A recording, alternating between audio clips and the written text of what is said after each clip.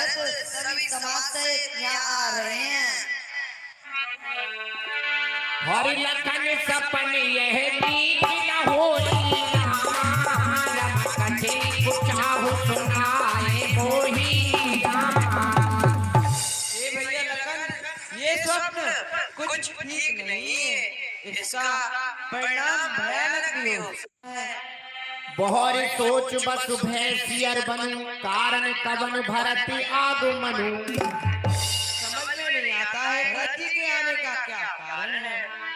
एक आई अस कहा बहोरी सेन संग चतुरंग न थोरी। भगवान प्रणाम।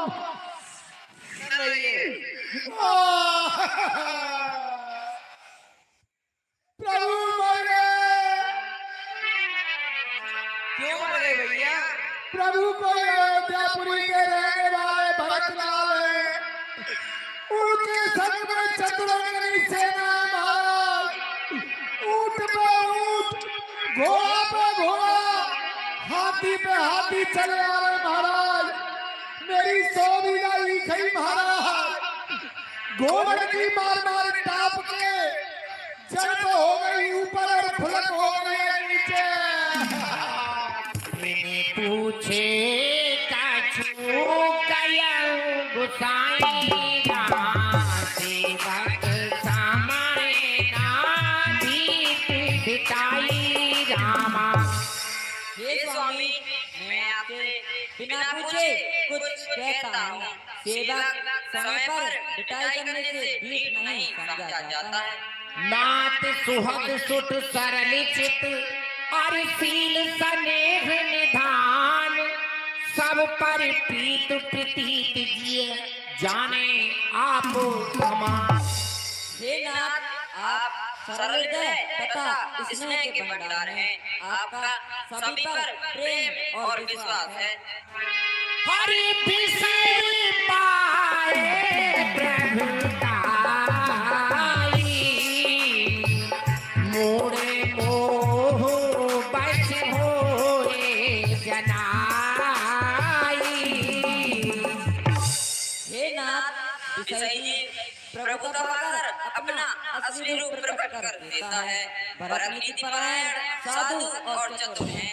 आपके चरणों में उनका प्रेम और विश्वास है। यह बात सारा संसार जानता है।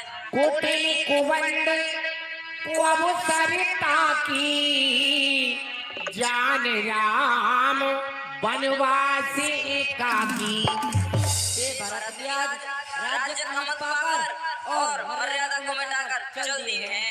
बुरा समय देखकर और यह जानकर कि श्री रामचंद्र जी वन में अकेले हैं।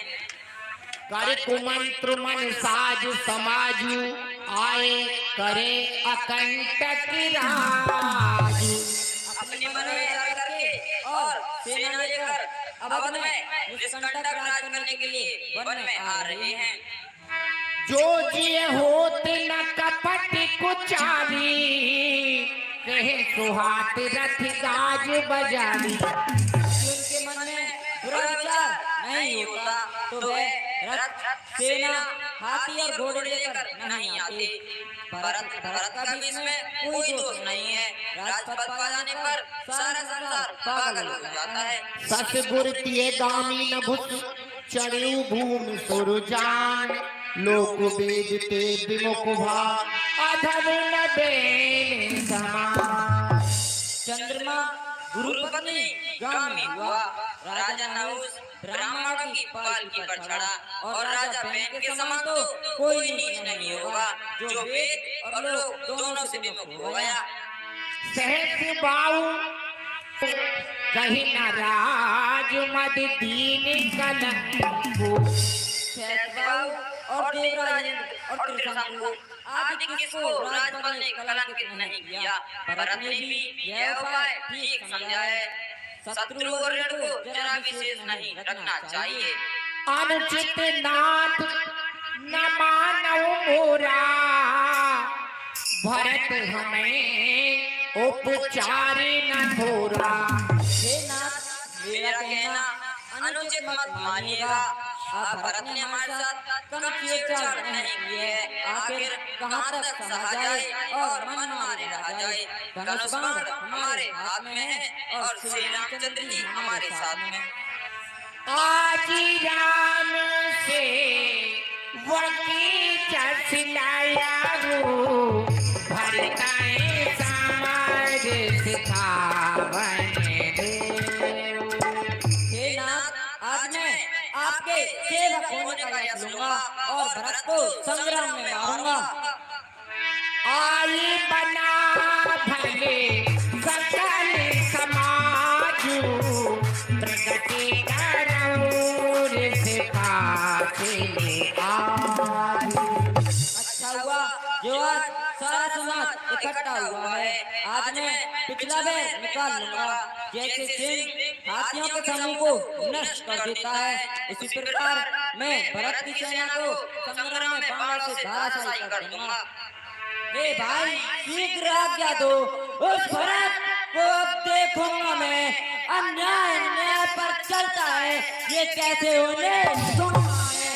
वैसे ही हृदय जल रहा है उस मजली माँ की करतूतों से। क्या दुख राज छूटने का, कोई पूछे खूबों से। हे नाथ, रोकते रहे सदा, पर आज रोकना नहीं मुझे। सौगंध आपको है मेरी, इस समय टोकना नहीं मुझे। यदि पुत्र सुमित्रा का हूँ मैं, तो उसका गर्भ मिटा दूंगा। श्री राम दुहाई पृथ्वी पर क्षण भर में से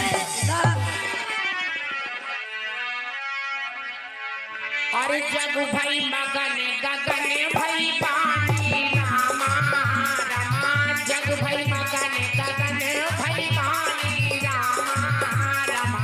लखन बाहुबल विपुल बखानी रामा।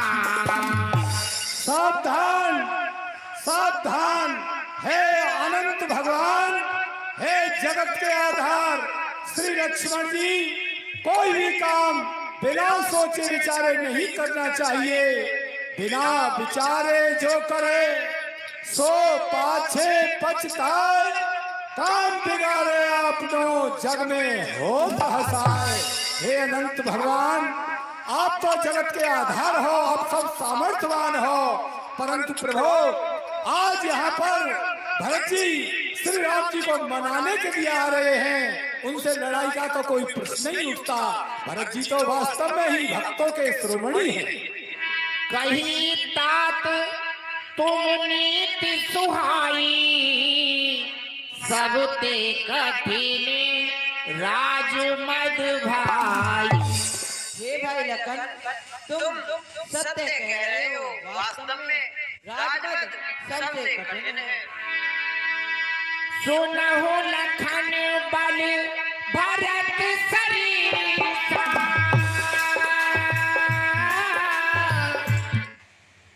विधि पंजी मम सुनाना की सारा। सिया राम जय राम। हे भैया लक्ष्मण, भरत जी के समान भला तो न ब्रह्मा की दृष्टि में कहीं देखा है और न ही सुना है। भरते होई न राजमद विधि हरि हरि पद पाई। कबऊ की काजी सी किरण क्षीर सिंधु भी। हे लक्ष्मण जी, अगर भाई भरत को ब्रह्मा विष्णु महेश का भी पद मिल जाए, तब भी उनको राज का मोह नहीं हो सकता। भला कहीं एक कांजी की बूंद से क्षीर सागर नष्ट हो सकता है। पहले तो भरत गिर गया, यह नहीं समझ में आता है। उस जैसा सुशील भाई को सब जगह न पाया जाता है।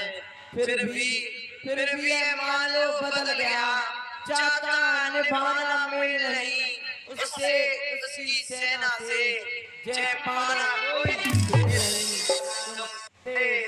एक धनुष तुम पर कब तक समुद्र डट सकते हो, इतने जल वाले राजा से कैसे रण में।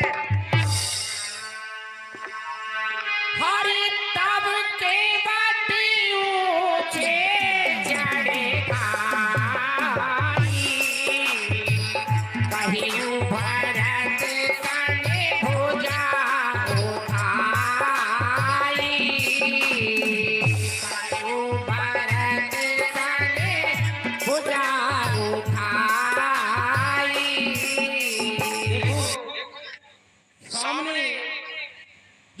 पहाड़ है जिस पर आम, पीपल, बरगद, तमाल और इन चारों पेड़ों के बीच में एक बहुत विशाल बट वृक्ष है, बरगद का पेड़ है।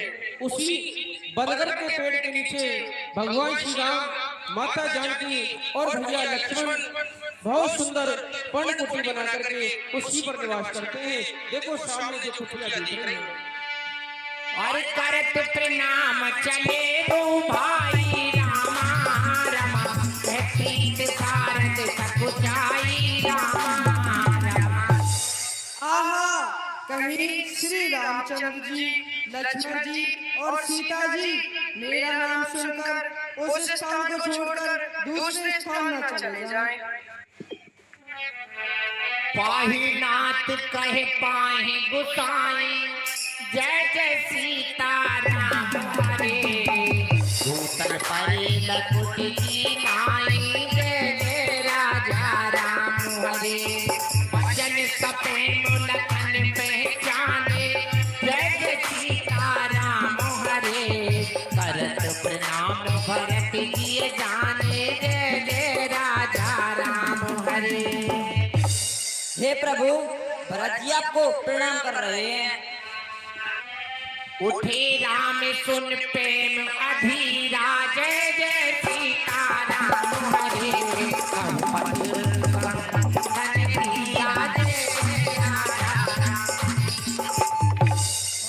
राम भक्तों, जब भरत जी ने भगवान श्री राम को दंडवत किया तो उनके कई दोस्त गिर गए, कई उनके उंगली गिर गए और श्री राम जी का दुपट्टा भी गिर गया और भरत को अपने गले से लगाते हैं और फिर किस तरह से संवाद करते हैं वो दृश्य आपके सामने। राधा श्री प्रणाम, भाभी जी प्रणाम, दादा जी प्रणाम, भाभी जी प्रणाम।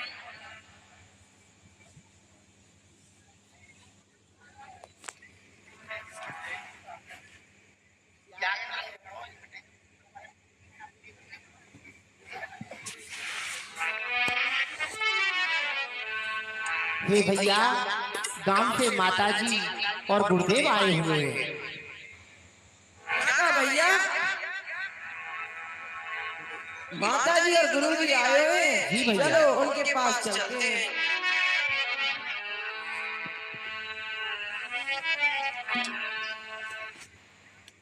गुरु जी प्रणाम। कल्याण हो हे पुत्र राम, तुम्हारा यश तीनों लोगों में विख्यात हो। माता जी प्रणाम।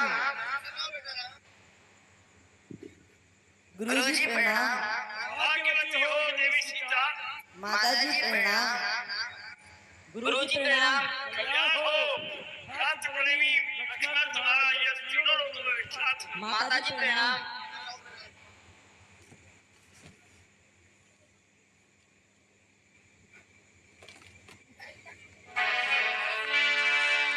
और नप कर सूरी पूरी गवनी सुनावा, सुन रघुनाथ दुखे दुख पावा। हे पुत्र राम, जिस समय तुम अपने पिता और माता की वचनीय रक्षा के लिए अयोध्या को त्याग करके आए, महामंत्री सुमंत तुमको वन में रथ बिठा करके लाए और जब महामंत्री सुमंत खाली रथ लेकर के अयोध्या पहुंचे तो हे वत्स, तुम्हारे पिता ने तुम्हारे मोह में अपने प्राणों को त्याग दिया और अयोध्या अनाथ हो गई। हे वत्स, ये अशोक संकट, ये शोक सागर में आज की अयोध्या नगरी के पूर्ववासी तुम्हारे चित्रकूट धाम पर आए हैं और तुम्हारा प्रथम कर्तव्य है। वैसे तो तुम्हारे छोटे भाई भरत ने सरयू किनारे जो एक पुत्र का धर्म होता है उसका पालन करते हुए चंदन की चिता बना करके और उत्तम वेद मंत्रों के द्वारा अपने पिता का अंतिम संस्कार किया। लेकिन हे पुत्र, तुम